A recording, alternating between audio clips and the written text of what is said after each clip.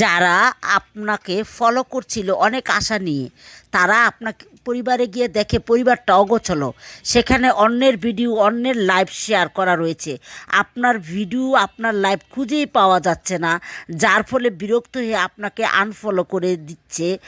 আমরা জানি লাইভে কিন্তু প্রচুর অ্যাক্টিভ বন্ধু থাকে, লাইভে যাচ্ছেন আবার সঙ্গে প্রচুর বন্ধু রিপ্লাই কমেন্ট করে আপনার সাথে যুক্ত হয়ে যাচ্ছে, সেটা ভেবে আপনি তাদের সাথে যুক্ত হয়ে যাবেন।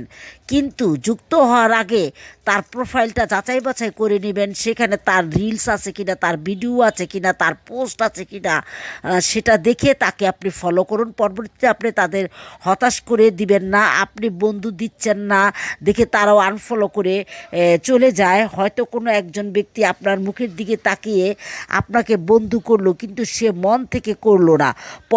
পরবর্তীকালে কোনো এক সময় দেখবেন আপনার অগোচরে আপনাকে আনফ্রেন্ড করে দিয়ে সে চলে গেছে। সুতরাং এই ফ্রেন্ড আনফ্রেন্ডের খেলায় আপনি কখনো যাবেন না। যাকে বন্ধু করেছেন তাকে ভালোবাসে করুন, মন থেকে করুন অবশ্যই, কিন্তু আপনার প্রোফাইলটা তখনই ঠিকঠাক থাকবে।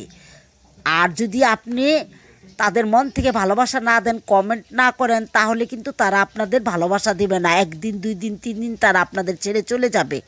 মানুষ কেন আপনাকে আনফলো করে জানেন? কয়েকটা কারণ আছে। কারণগুলো হচ্ছে, হয়তো আপনার কোনো একটা ভিডিও ভালো হয়েছে, তাই ভিডিওটি দেখে আপনাকে ফলো করে দিয়েছে, কিন্তু পরবর্তীতে দেখে আপনার আর কোনো ভিডিও সেরকম ভালো নেই, যার ফলে তারা বিরক্ত হয়ে আপনাকে আনফলো করে চলে।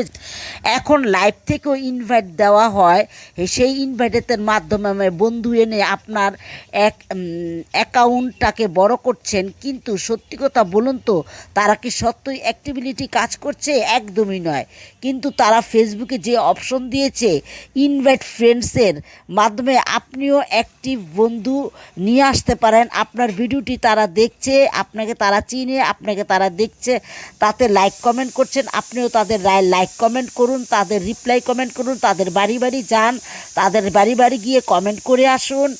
এইভাবে আপনাদের মধ্যে একটা বন্ধুত্ব গড়ে উঠবে এবং ঠিক আন্ডারস্ট্যান্ডিং হয়ে যাবে। সেই আন্ডারস্ট্যান্ডিং থাকলে পরিচিতি বাড়বে। আপনাকে 1 দিন, 2 দিন, 3 দিন আপনাকে সবাই চিনে যাবে, যখন আপনি তাদের বাড়ি বাড়ি গিয়ে কমেন্ট করবেন এবং আবার আপনাকে যারা কমেন্ট করবে সেটা রিপ্লাই কমেন্ট করবেন। এভাবে আপনার পরিচিতি বেড়ে যাবে। এখন যখন দেখবে মানুষ আপনাকে, বড় বড় ইউজাররা আপনাকে কমেন্ট করছে, তখন আপনাকে তারা ফলোও দিবে এবং কমেন্টও করবে, রিপ্লাই কমেন্টও করবে।